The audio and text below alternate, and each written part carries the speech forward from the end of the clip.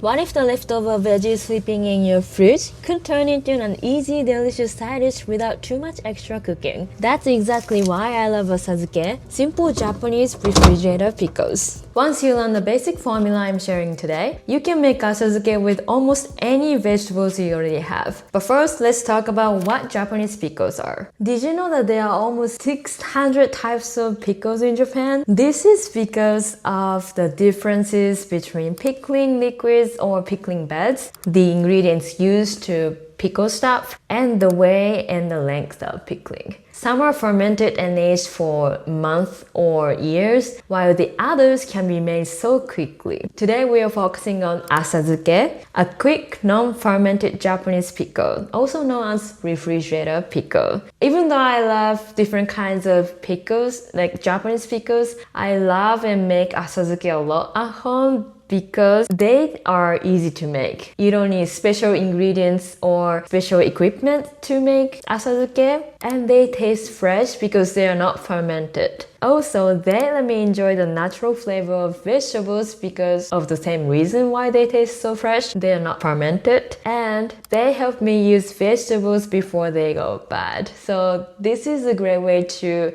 use up whatever vegetables you already have in the fridge. So now we know what kind of Japanese pickles we are gonna talk about in this video. Let's talk about the simple asazuke formula that I developed. By using this formula, you can turn almost any vegetables into asazuke. There are 3 components in this formula. Basically 2 because the last one is optional. The first one is veggies, the main character of asazuke, salty seasonings, and the optional flavorings if you want to change up the flavors. So next, let's talk about salty seasonings and flavorings more deeply. For salty seasonings, you want to use 1 to 2% salt content equivalent to the weight of vegetables. What does it mean? So if you want to use, for example, 200 grams of veggies, you want to use 2 to 4 grams of salt. This is so simple if you use salt, but if you want to use liquid condiment like soy sauce, you need to calculate the amount of soy sauce you want to use based on the salt content of the seasoning you are using, in this case soy sauce. For example, when I looked up, the internet told me that 1 tablespoon of average soy sauce contains about 2 to 6 grams of salt. So if you use 200 grams of veggies, that means, like I said, you need 2 to 4 grams of salt content. So you could use 1 to 1.5 or 2 tablespoons of soy sauce to make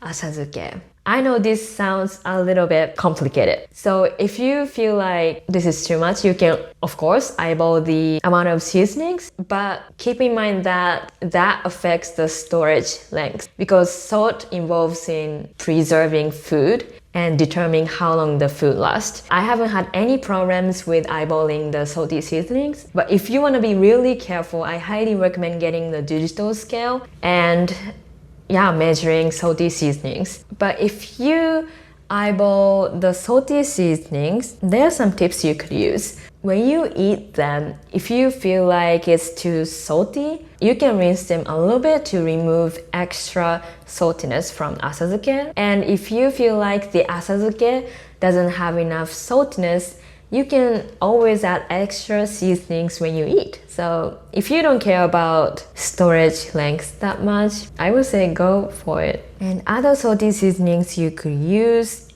include ponzu, mentsuyu, and miso. Next, let's talk about the optional flavorings. So there are multiple categories in these flavoring components, but the first one is umami. This is often used in regular asazuke, like Napa cabbage asazuke often use kombu, kelp. So this is a common add-on to asazuke. Some examples are kombu, kelp. You want to use about 1% of the weight of the vegetables, but like I said, when I explained the salty seasonings, you can always eyeball it, honestly. And dashi powder will be useful too. And bonito flakes were great with asazuke as well. The next category is sweetness and sourness. This is often used to balance the saltiness, or when you want to make sour pickles instead of just salty pickles. Some examples are sugar, mirin, maple syrup, vinegar, any kind of vinegar works, and citrus juice and zest. For other things like flavor boosters, this will be useful when you want to change things up, when you get bored of regular simple asazuke. You could use aromatic veggies like ginger and myoga, which is Japanese something. Spices, black pepper, red pepper flakes, nuts and seeds, and oil, olive oil and sesame oil. So yeah, this is the simple asazuke formula. Next, let's talk about the basic recipe of asazuke. Making asazuke is really simple at the level that I was able to compress the processes into 4 steps. First, you want to cut veggies, and then here, if your veggies are something that you can't eat raw, like mushrooms or spinach, you want to cook them first. To cook them, you could use microwave or you could blanch the veggies, but don't do this too much because we still want to keep the freshness and the texture of the veggies. Next, you want to add seasonings to the veggies and let them sit in the fridge. For pickling time, this varies based on multiple factors, but the general rule of thumb is if you use the how to shorten the pickling time tips, which I'm going to share a few minutes later, the pickling time will be 15 to 30 minutes. But the basic guideline is 1 to 2 hours. And if you want the flavors to marinate well, this is the best condition of asazuke, I will say. You want to wait half a day or more. Then you just need to enjoy the asazuke. So next, I'll explain how you can shorten the pickling time, because sometimes we don't have a half day or even 2 hours to wait to make pickles. To explain this, first I want to explain the basic principle of asazuke. How asazuke works is, first, salt brings out moisture from the vegetables, and the flavor of the seasoning enters the empty space that used to be the moisture of the vegetables. This is how veggies soak up the flavor and becomes asazuke. So to speed up the pickling process, we want to speed up these processes. Tip number 1 is increase the surface area of the veggies that touch the seasoning. For example, you could cut the veggies thin or thin stripes, tear by hand or pound them, or you could make cuts in the surface, and you can also poke some holes in the surface if it has hard skin outside. And the next tip is make the vegetables release moisture faster. To do this, you can rub with salt before combining them with seasonings. If you want to do this, use about 1% salt by weight of vegetables. Leave for 10 to 30 minutes until the water is run out. Then briefly rinse and wipe off excess moisture. Because we rinse the salt, you don't need to measure this, but you want to use enough salt so veggies can release the moisture. And the next thing you could do is cook them by microwaving or blanching. And you can also make the seasoning more liquid by using liquidy salty seasonings. That also increases the surface area of the veggies that touch salty component, which means the veggies can release moisture faster and they can also absorb the flavorings much faster, if that makes sense. So let's talk about storage. The general rule of thumb is 3 to 5 days in the fridge. But if you use water-rich veggies like tomatoes, cucumbers, they'll last only for 2 to 3 days because water is the main reason why food go bad. Next, I share some example asazuke recipes and how you could turn asazuke into different dishes. The first example is cabbage asazuke. This is the most basic asazuke recipe. To make this, you need cabbage and salt. That's it. First, you want to cut cabbage into thin stripes, though I cut them into a little bit larger size this time because I wanted to keep the crunchiness of cabbage. Next, you want to add salt equivalent to 1 to 2% of the cabbage weight and kombu stripes. Then rub with your hands. Let sit in the fridge for about 1 to 2 hours. But like I said, because I cut the cabbage into quite larger size this time, it took me more than 1 hour to pickle them. I turned this into cabbage and beans curry salad next day. To make this, you simply squeeze out excess liquid from the cabbage if needed and mix them with beans and curry powder. That's it.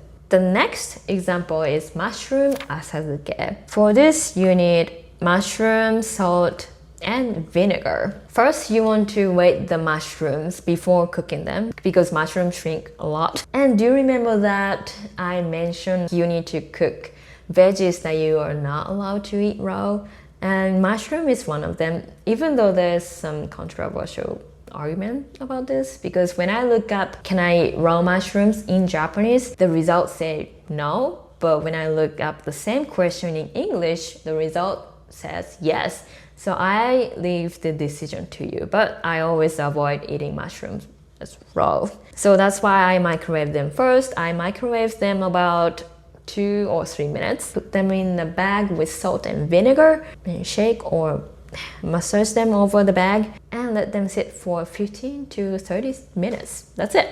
On the next day, I made meat wrapped mushrooms. To make this, you need to place thin sliced meat like this and season with salt and black pepper, even though I skipped this process because I was too lazy. Place the mushroom pickles and roll them up. Then pan fry on medium heat until the meat is cooked.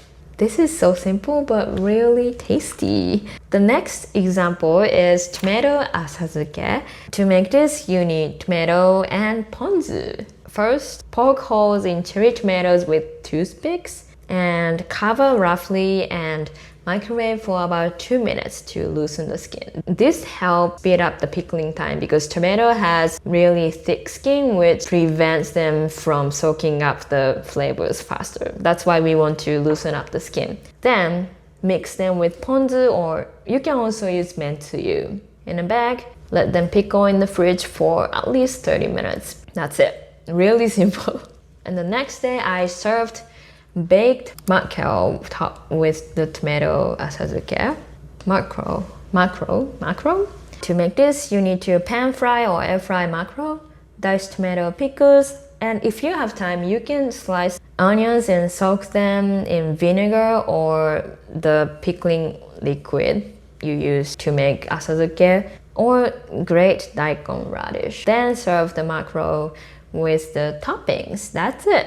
So yeah, asazuke is really versatile. Even though they're amazing on its own, you can always turn them into something different, like the examples I showed you. So I highly recommend you to stock up asazuke in your fridge. I hope this simple formula inspires you to create your own asazuke with whatever veggies you have access to. Please let me know in the comment if you find any interesting or rare asazuke combinations. And if you're wondering how these pickles fit into healthy Japanese diet, check out this video next where I explain how I build healthy, balanced Japanese meals with a simple formula. Yes, formula again. Thank you so much for watching, and I hope I can see you in the next video too.